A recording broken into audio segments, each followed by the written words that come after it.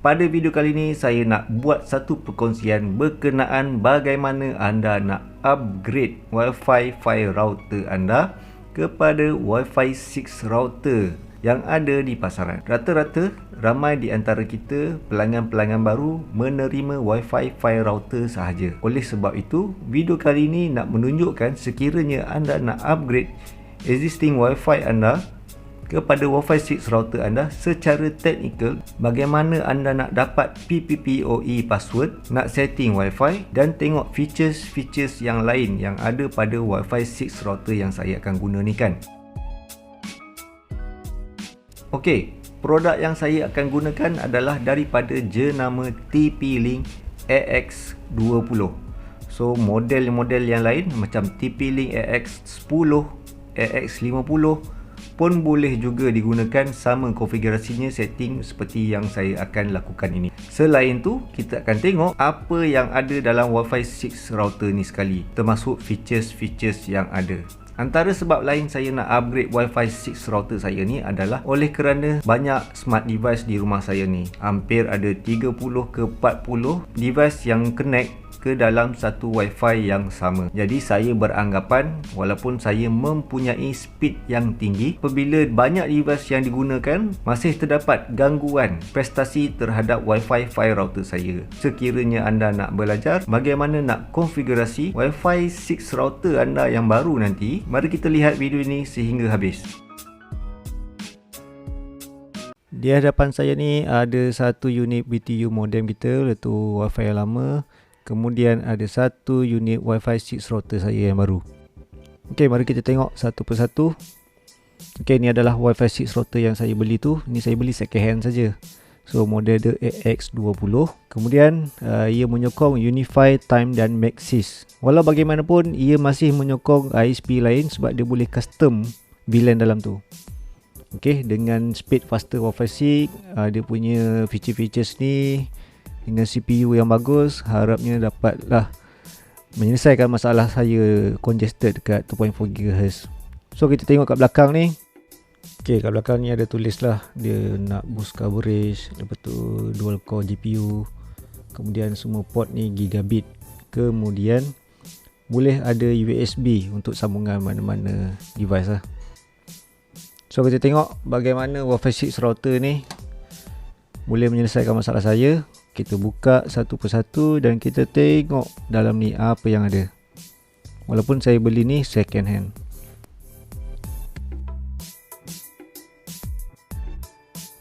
Case ni bagi saya macam ni je. So adalah bekas-bekas manual kotak. Lepas tu ini adapter dah dibungkus semula. Kemudian dengan satu unit Wi-Fi 6 router. Cumanya kat sini tak ada UTP cable, jadi terpaksalah saya pakai UTP cable saya sendiri. Okay, kita buka dulu satu persatu. So beginilah rupanya Wi-Fi 6 router daripada TP-Link untuk model AX20. So anda boleh tengok lah kat belakang ni ada stiker MCMC. Okay, untuk mengesahkan produk ni selamat digunakan di Malaysia. Okay, lepas tu power dia 12V dan kemudian ada default access untuk kita access untuk buat konfigurasi. So belakang ni port ada button reset, kemudian ada on off button lah. Okay, antena dia ni kita pusing sikit lah untuk tegakkan. Okay, kat sana tu saya punya TP-Link AC1200 version 1 yang lama. Masa pakai dapat Unify tu D-Link, saya pun dah cabut lama dah. So dua-dua ni Wi-Fi 5 yang lama. Okay, kemudian saya akan replace ni dengan Wi-Fi 6 router yang baru ni lah. Okay, kita mulakan dengan kita turn off power source daripada unit router yang lama dulu. Kita shutdown dulu. Okay. Kemudian kita tengok belakang ni, kita ambil kabel WAN port yang putih ni. Kemudian kita akan sambungkan kepada unit Wi-Fi 6 router kita yang baru dekat WAN port yang sama. Okay. Okay, anda perhatikan betul-betul, jangan salah pasang dekat WAN port warna biru ni. So dia akan sambung kepada ONU, BTU ataupun modem yang dibekalkan oleh pihak pembekal lah, ISP. Okay, turn on unit Wi-Fi 6 router anda dan kita tengok lampu sepatutnya menyala, menunjukkan device ini masih boleh digunakan lagi. Okay, LED pun dah berkelip dan kita tunggu sehingganya LED itu stabil lah. Okay, lampu dah pun stabil dan tengok dekat bahagian modem ONO tu LAN 1 sudah menyala. Okay, LAN 1 untuk Unify LAN 2 untuk Maxis, seperti yang saya katakan pada video sebelum ni. Okay, kemudian apa yang perlu kita buat adalah untuk menyediakan kabel UTP Cat5e atau Cat6. UTP Cat6 atau Cat5 ini adalah untuk disambungkan kepada unit PC atau komputer anda ataupun laptop lah. So anda akan sambungkan kepada LAN 1 di belakang Wi-Fi 6 router anda yang baru tu. So beginilah sambungan dia. Okay, di penghujung Cat6 atau Cat5e anda tadi, anda sambungkan kepada laptop anda atau PC anda. Okay, anda dah membuat sambungan LAN Cat6 tadi. Okay, anda buka kepada bahagian ini, bawah ni, Open Network and Settings. Kemudian anda buka Change Adapter Option dan anda tengok ni tak bersambung. Anda cek balik kabel anda sebetul-betulnya. Sepatutnya dia keluar macam ni. So anda akan dapat IP address daripada Wi-Fi 6 router yang anda pasang tadi. So anda tengok details. So ni IP address yang dapat daripada Wi-Fi 6 router tadilah. Okay, step seterusnya anda buka browser, Firefox ke Chrome ke, anda type tplinkwifi.net.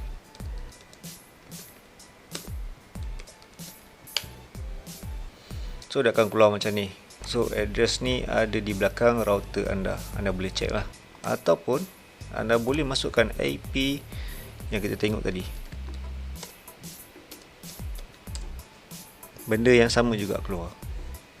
Untuk pertama kali anda harus buat password anda sendiri.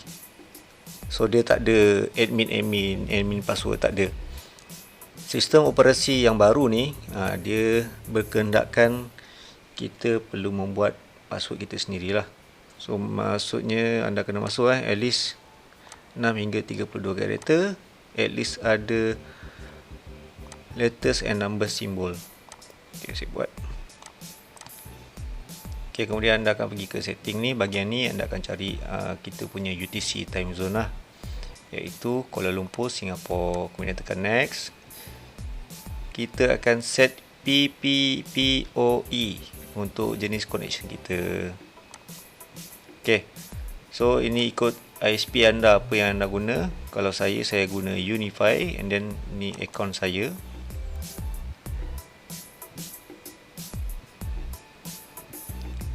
Okay, ni account saya.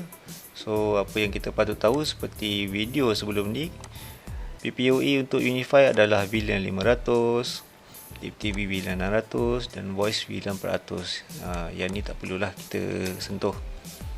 Okay, kemudian message fiber adalah VLAN 621. Okay,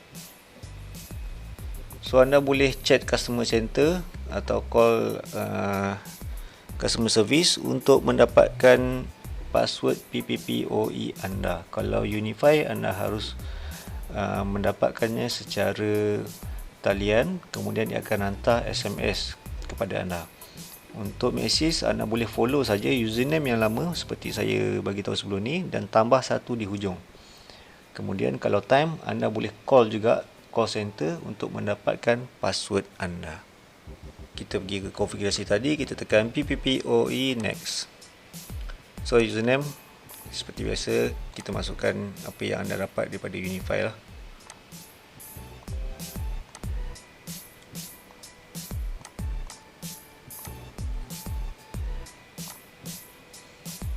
Secara amnya, untuk TP-Link yang ada baru sekarang ni, telah ada ISP profile yang boleh disetting di dalam ni. So kita memakai Unify, jadi kita harus memilih Unify. So dia dah buat dah siap-siap profile VLAN ID berapa, VoIP punya ni dah ada, dia siap dah. So tak perlu lagi. So diingatkan bahawa untuk menggunakan Wi-Fi 6 router ni, kalau menggunakan profile Unify, LAN network nombor 1 adalah IPTV. So yang kita boleh guna adalah port LAN 2 dan 3 sahaja. 2 dan 3 sahaja. Okey. Manakala yang nombor 4 untuk VoIP ataupun untuk telefon. Walau bagaimanapun, anda boleh override setting ni. Bagaimana ya? So bagaimana kita buat custom macam ni, custom. So anda tak nak pakai IPTV, anda nak utilize semua keempat-empat port yang ada dekat Wi-Fi 6 router anda ni. So apa yang perlu kita masuk adalah internet VLAN ID kita 500. Anda kena masuk profile ni 600, kemudian LAN part anda nak IPTV. Okey, ini contoh. So dari segi 500, 600, kemudian IPTV.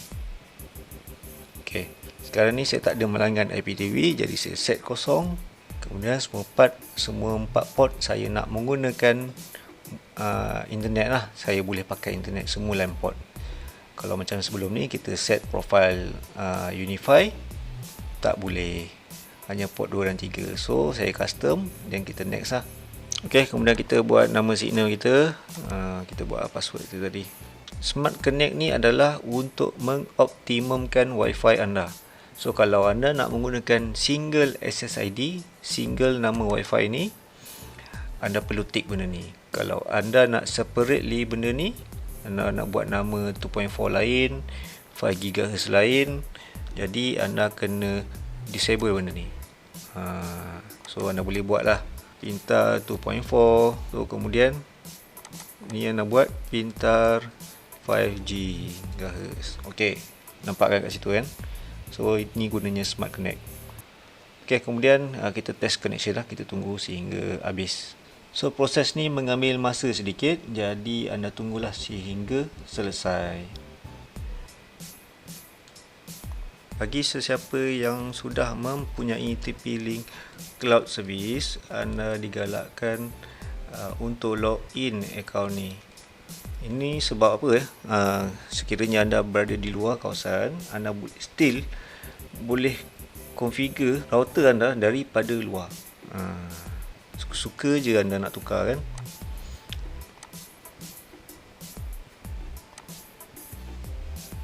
Okey, ini adalah paparan.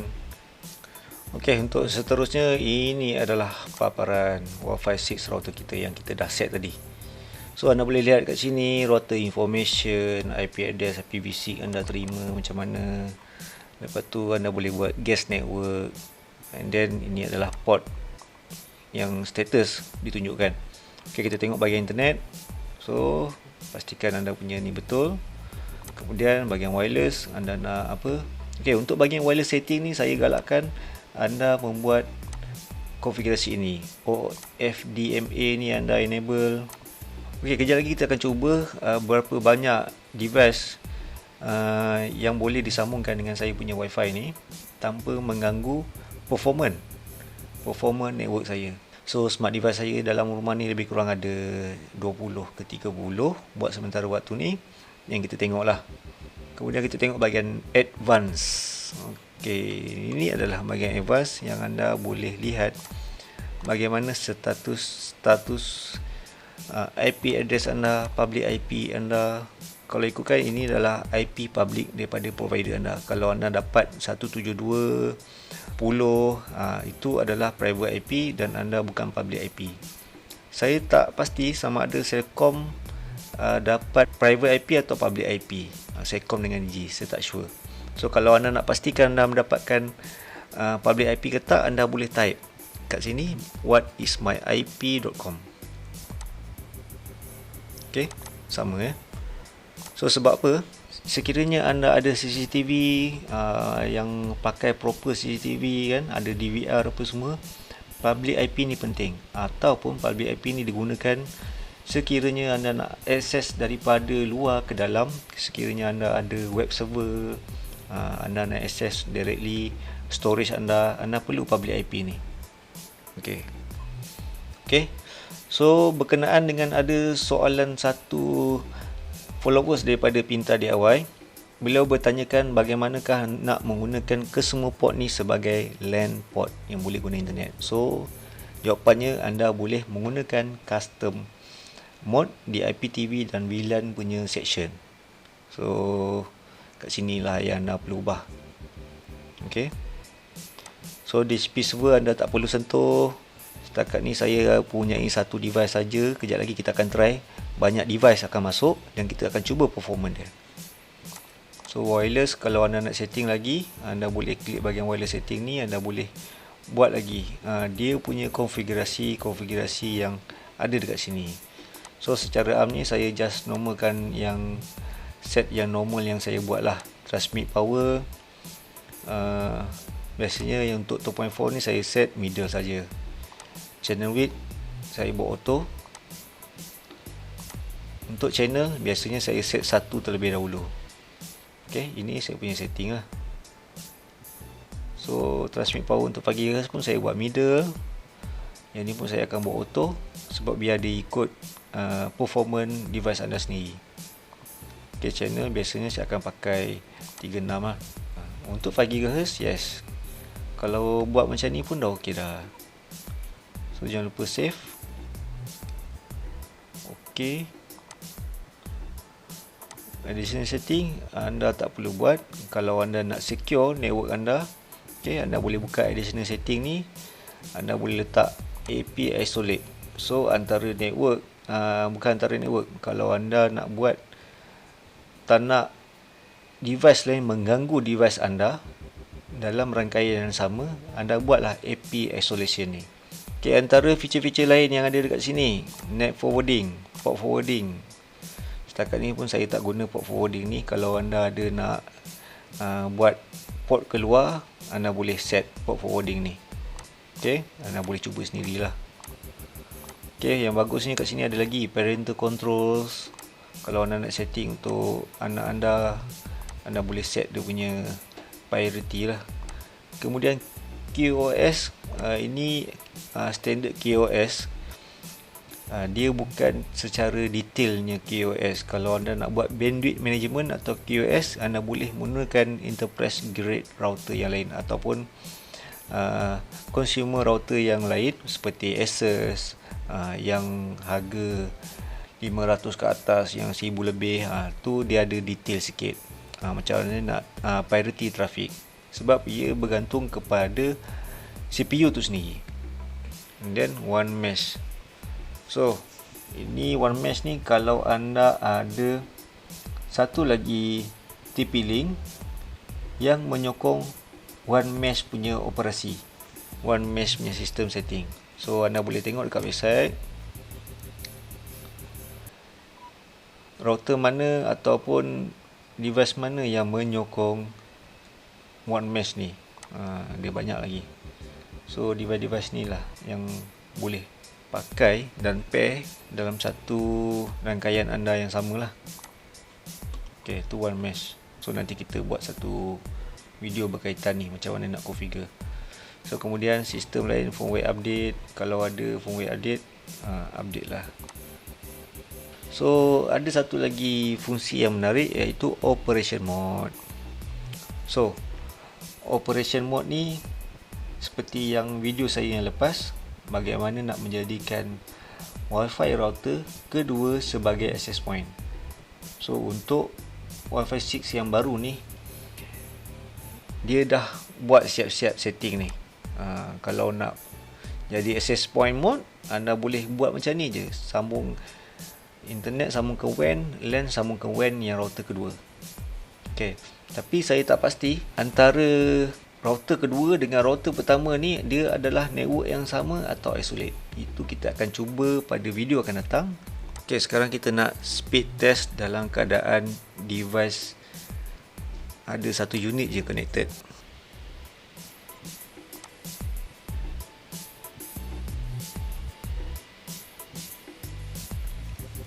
Saya lebih suka menggunakan speedtest.com.sg kerananya ianya lebih ringan. So lepas tu pula kita tahu trafik kita ke server Singapura. Okay, bermaksud internet connection kita tak ada masalah sangat lah. Okay, saya melanggan pakej 500 Mbps daripada TM Unify. So dengan menggunakan speedtest.com.sg saya dapat full lah. Okay, kita cuba menggunakan Wi-Fi pula. Ini kita disconnect kabel. Kemudian kita akan connect 2.4 GHz. Okay, dah connected. Kita tengok status dia, berapa dia punya capacity. Saya menggunakan Wi-Fi 6 punya chipset. So 2.4 GHz saya hanya mendapat ni lah. So kita akan expect separuh daripada ni. So kalau 229 Mbps ni, kita akan expect dapat separuh. So kalau ni status dia 574, so anda akan dapat lebih kurang 300 atau 250 Mbps lah. Okay, kita cuba speed test.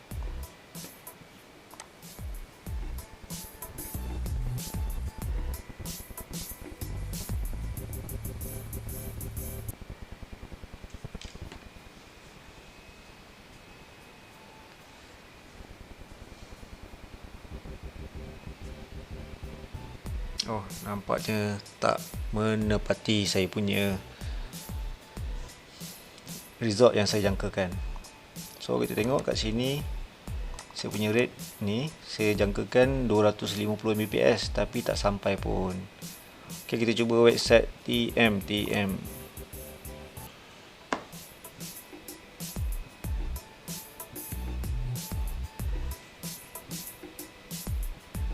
Sepatutnya boleh pergi 250 lah, sebab status dekat sini nak dekat 600, 300 lah koman-koman pun.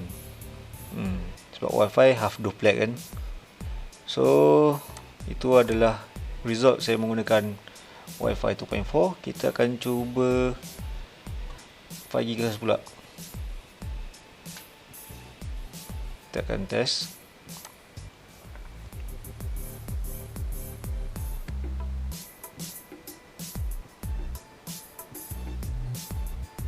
So kita tengok rate yang kita sepatut kita terima berapa. Okay, sepatutnya kita boleh dapat 500 Mbps lah. Hampir. Ini 400 berapa persen kurang lah. Okay, kemudian kita test Singapura pula.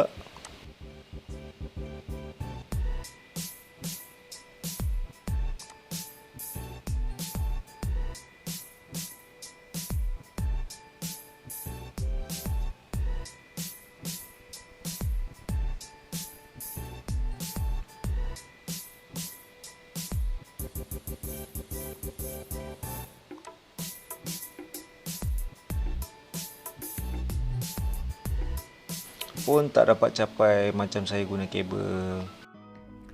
Okey, itulah hasil yang saya dapat apabila buat speed test menggunakan 2.4 GHz dan 5 GHz.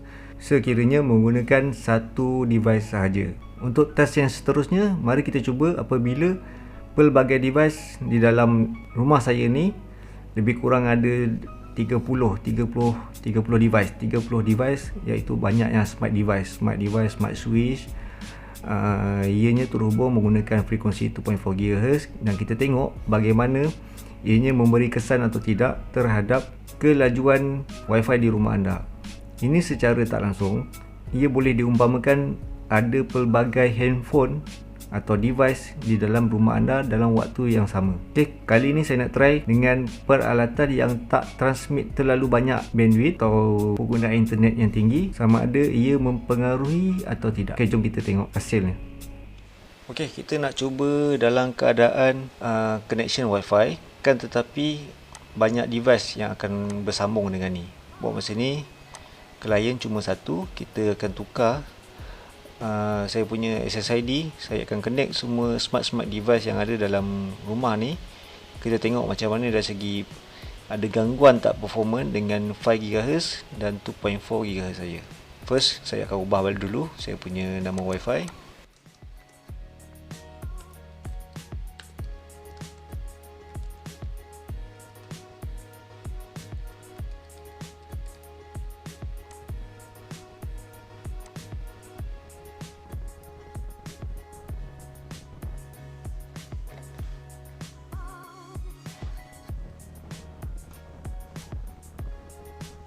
Kita refresh, kita tengoklah berapa banyak klien yang akan masuk.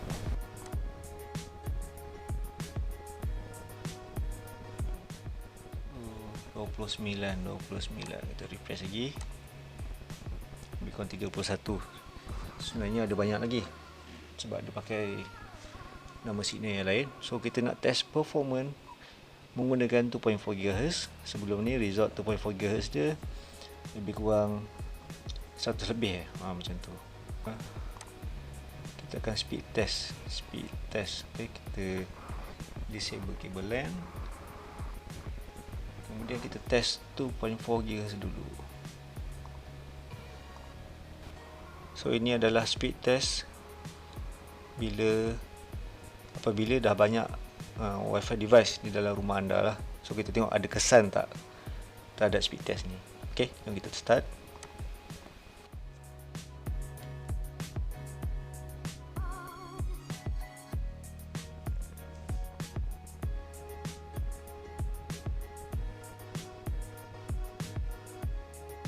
So kalau tengok dari segi upload tak ada isu lah, lebih kurang. Tapi kalau dari segi download, yes, banyak drop walaupun anda menggunakan Wi-Fi 6 router. Okay, kita cuba ke Singapura.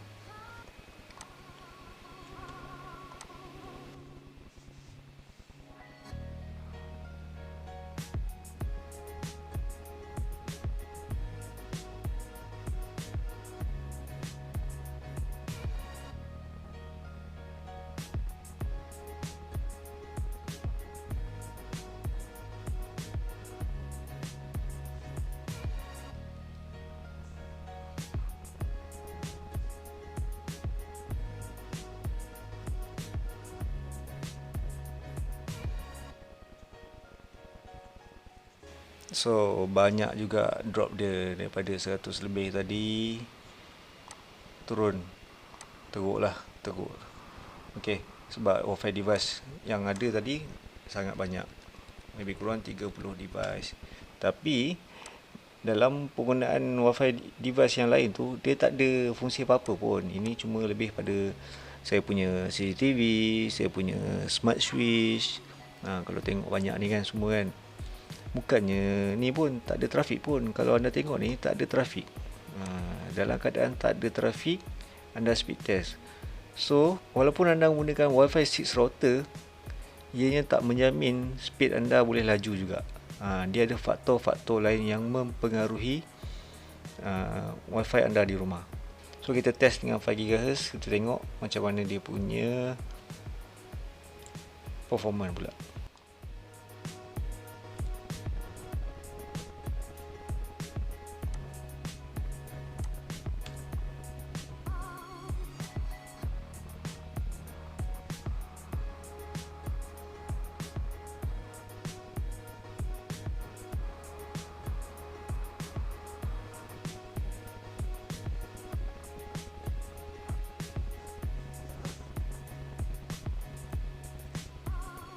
Okay, 5 GHz tak ada masalah sangat, tak ada gangguan.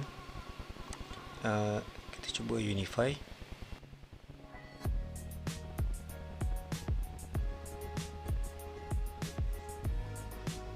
Okay, tak ada masalah dari segi penggunaan 5 GHz apabila device 2.4 GHz yang banyak. Anda dah tengok kan hasil dia macam mana. Percubaan menggunakan dalam keadaan satu device connected dan banyak device connected walaupun anda menggunakan Wi-Fi 6 router. Okay, model yang saya gunakan, saya ulang semula, adalah TP-Link AX20. Mungkin ada router yang lain yang lebih spesifikasi lebih tinggi daripada ini, boleh menyelesaikan masalah yang tadi tu. Tapi secara asasnya Walaupun anda menggunakan teknologi apa sekalipun, Wi-Fi 4, Wi-Fi 5, Wi-Fi 6, ianya bukan jaminan Wi-Fi anda tidak ada masalah. Ia tetap ada dependencies dari segi jarak, dari segi device transmit dan receive, anda guna device apa, lepas tu environment anda tu macam mana, lepas tu struktur rumah, dinding macam mana. Lagi satu berkenaan dengan square feet. Ada di antara router-router ni ataupun wireless device ni terutamanya mesh, menunjukkan besar square feet ni perlu pakai spesifikasi ni. Pada saya jawapannya, ia masih tidak bergantung terhadap keluasan rumah tu dan barang apa perlu pakai. Ia sebenarnya lebih kepada planning tempat tu sendiri. Jadi kalau anda tukar Wi-Fi 6 sekali pun, ia masih tak menjamin boleh menyelesaikan masalah coverage isu di rumah anda sekiranya ada masalah lah. Kadang-kadang anda invest router yang terlalu mahal pun masih tak menyelesaikan masalah. So disebabkan banyak Wi-Fi router ni banyak grade, banyak spek. Lagipun untuk consumer level kebiasaannya tidak sama dengan standard enterprise punya level, punya peralatan lah. Dia ada pro and con tu sendiri. Tapi dalam keadaan kita sekarang ni, dalam consumer punya market, kita pakai apa yang ada saja untuk berjimat pun sudah memadai. Mungkin TP-Link AX20 saya ni sesuai untuk Unify 300MB ke bawah, 300 Mbps ke bawah. So kalau saya ada 500MB, kalau saya ada 800MB atau 1GB punya internet, saya perlu router yang lebih besar atau lebih yang spek tinggi. Okey, setakat itu perkongsian saya berkenaan dengan upgrade Wi-Fi 5 ke Wi-Fi 6 router di rumah. So kalau anda ada pertanyaan, anda ingin penjelasan, pencerahan, insya-Allah saya cuba reply satu persatu komen anda. Jangan lupa follow Pintar DIY, share, like dan subscribe Pintar DIY. Kita jumpa pada video akan datang. InsyaAllah. Terima kasih. Assalamualaikum.